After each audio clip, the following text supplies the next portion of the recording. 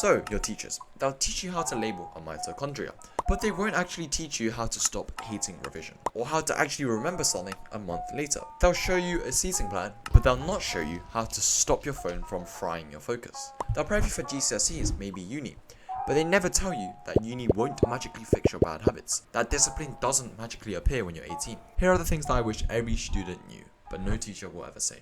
Firstly, your teachers are valuable tools, but only if you use them. This might sound surprising, but a lot of you are wasting your teachers.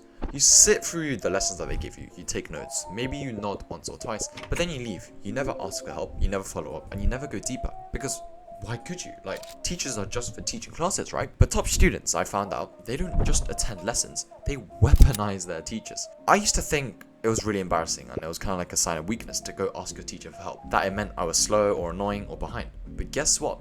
The students that stayed behind to clarify something with the teacher, who asked them to explain something, were the students who were doing the best. And so when I actually started doing things like writing a practice essay, asking them to mark even if it's not homework, asked for past paper question, tips, feedback, resources, that's when my grades stopped being mid. And the wild part is, your teachers are willing to help. But the thing is, you gotta meet them halfway. You gotta show them that you care. They're not gonna go out of your way to do these things for you. And I get it, it's embarrassing. It feels alien, especially if you're not used to this. That was exactly how it was for me. But when they see you do that, they give you more, they remember you more, they root for you.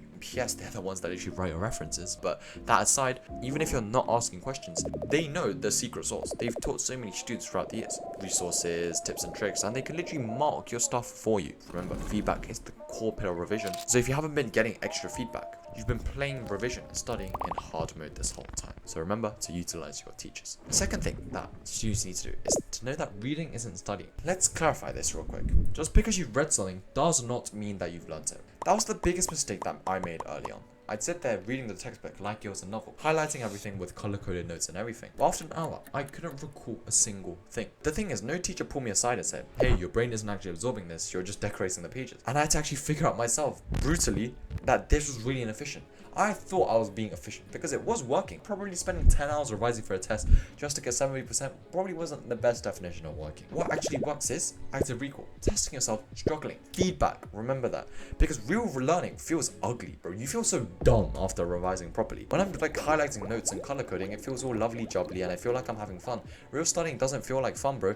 You're constantly getting stuff wrong. You're drilling your mistakes. You end up feeling like the dumbest person there. But that's why I explain to my students, like, you're not studying to consume information, you're studying to retrieve it. And studying should feel hard. That means you're learning. If your revision is comfortable, it means it's useless. So now, I don't sit with my notes for 2 hours. I close my books and I test myself. I do past papers, flashcards, Feynman, I teach, blurting, past paper questions. These are all ways you build long-term memory. Not with rereading, but with resisting forgetting and actually learning how to learn. The most valuable skill that schools don't teach you. And the third thing that school makes you think is that memory is equal to intelligence. You get a 9 on the test and people call you smart, but you forget one formula and suddenly you're dumb. Here's what no one told me. Remembering stuff doesn't mean you're intelligent. Sure, at GCSE level, even then, a lot of the content is memorization. It will get you the marks in the multiple choice. But studying that way, you're just setting yourself up for failure later down the line when tests get harder, even also for the longer questions, the 6 markers, the conceptual ones. School trains you to treat memory like intelligence, but the real skill, the real difference maker, it's diagnosis. Can you spot where you suck at? Can you pinpoint why you keep getting low in that one topic? Can you look at your results, your notes, your mocks, and say, okay, this is where I really suck. Here's what I learned from this experience. Schools don't teach you how to assess, how to diagnose yourself like a doctor. Because that's exactly what smart students do. Not because they were born with it, but because they track it very meticulously. And that's what I call, and that's when you use the pentagon method. It's not some fancy tool, it's literally just a radar chart, with each subject being at each end of a polygon. And for each subject, you literally label about how confident you are in each subject, kind of like this. At first, my chemistry, English, and history were really, really low. Once I saw that, I had a target.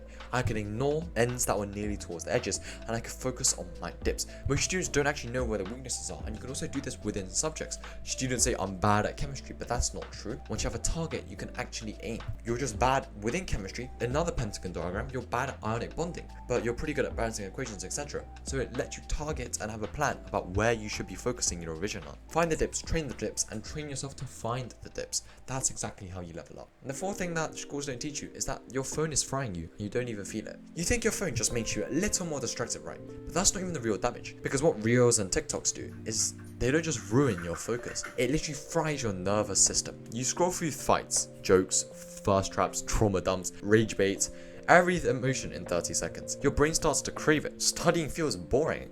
Constant dopamine, instant hits of scrolling can't compare to it. You sit down to revise, and there's no noise, there's no novelty, there's no shiny edits. And that's when it gets boring and you can't study. And it's not because you're lazy, it's because your brain's literally been trained to reject silence. This is what I call a dopamine mismatch. You can't scroll for 3 hours and then expect to revise for 30 minutes. It's like drinking 10 Coca-Cola and then expecting water to taste nice. So what you need to do is no scrolling before studying ever. Give your brain 20 minutes of space, or maybe even just straight after you wake up. Understanding these kind of things, timing your revision sessions to when you're actually gonna learn well, are all factors that you need to learn but school doesn't teach. And the last thing that teachers don't teach you is that uni won't fix your discipline. Let me break the illusion real quick.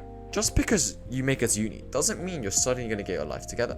No teacher's going to chase you. No one's going to check your planner. But if you haven't built your discipline now, you're going to drown later. One of my favorite quotes: you don't rise to the level of your goals, you fall to the level of your systems. I've seen it over and over. Students coastline and just float through GCSEs, wing it at A-levels, then get absolutely right hooked by uni. Because they thought motivation would show up one day, but it won't. Because here's the thing that no teacher really says. Your routine at 15, it echoes when you're 20. Routines aren't about being productive, they're about stability. If you don't learn how to wake yourself up, be accountable, hold some responsibility for your own management, managing your time, all of these things stick. Waking up early isn't toxic hustle culture. It's about getting ahead. If I couldn't do 30 minutes of focus now, I'm going to struggle with a 3-hour uni lecture. Build the discipline before life demands it, because once you need it, it's too late to practice. And the last thing is that it's not too late, but you don't have time to waste. If you are watching this and you're thinking, I haven't done any of this yet, it's too late, I'm cooked. Let me tell you something. I didn't actually properly lock in until year 11. I was getting 6s, and I thought I was dumb. Everyone around me seemed smarter. But once I stopped waiting to feel ready, once I stopped hiding from my weaknesses and actually started training them, that's when everything shifted. So no, it's not too late. But you don't have forever either. Each week you delay is progress that you could have made. Each topic you ignore is stress you're signing up for later. And when you're walking into mocks or your final exams, that pressure will add up. So start now, not with a 12-hour grind, but start with one change, one weakness, one habit. That's how momentum starts. And if you're ready to stop guessing and you're actually trying to lock in a system, that's exactly why I built the Student Accelerator. It's a program for students who are just wanting to go above and beyond. There's more details first in the description, but it includes courses based on everything we talked about, things that school doesn't teach you, a system of how to learn and revise that will serve you your entire life. You're going to be a lifelong student, right? Weekly course, accountability, and real feedback and real progress. This isn't for everyone. This is just for students who really want to take action.